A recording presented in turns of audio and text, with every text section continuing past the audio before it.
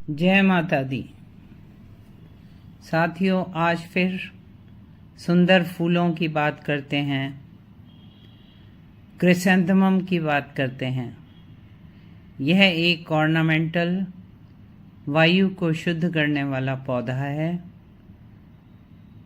ये कहीं वफादारी और मित्रता का प्रतीक माना जाता है और कहीं जीवन और पुनर्जन्म का प्रतीक माना जाता है।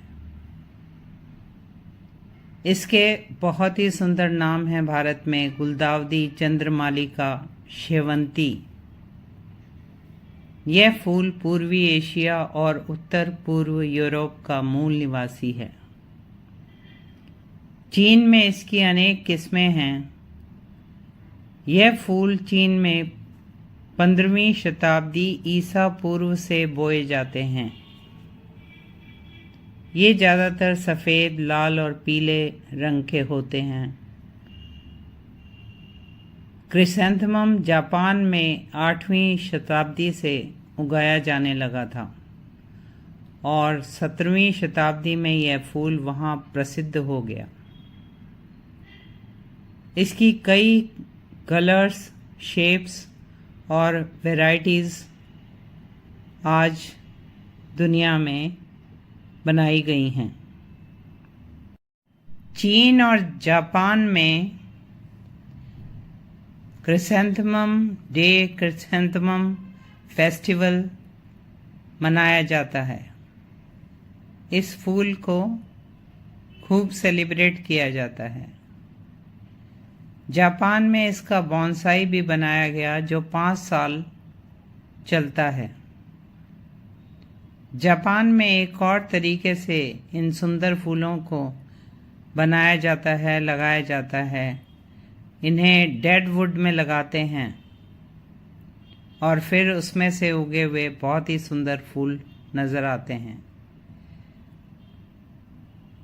अब बहुत ही शोई क्रिसैंथेमम की नई नस्लें बनाई गई हैं, जिनमें फूलों के कई रंग और फूलों की पत्तियों की कई लेयर्स होती हैं। इस पौधे को प्रूनिंग, पिंचिंग और पुराने फूलों को हटाने की ज़रूरत पड़ती है। इस पौधे को 5-6 घंटे की धूप चाहिए। पूर्वी एशिया में पीले और सफ़ेद क्रिसैंथेमम की चाय बनाई जाती है। क्रिसैंथेमम पौधे की हरी पत्तियां चीनी लोग खाने में और गार्निशिंग करने में इस्तेमाल करते हैं। फूलों को गार्निशिंग में इस्तेमाल करते हैं। क्रिसैंथेमम की कुछ किस्में इंसेक्टिसाइड बनाने के काम आती हैं।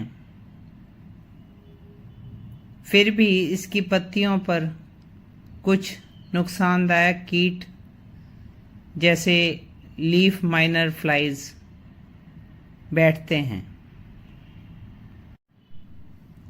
कुछ यूरोपीय देशों में ये फूल मृत्यु से जोड़े जाते हैं।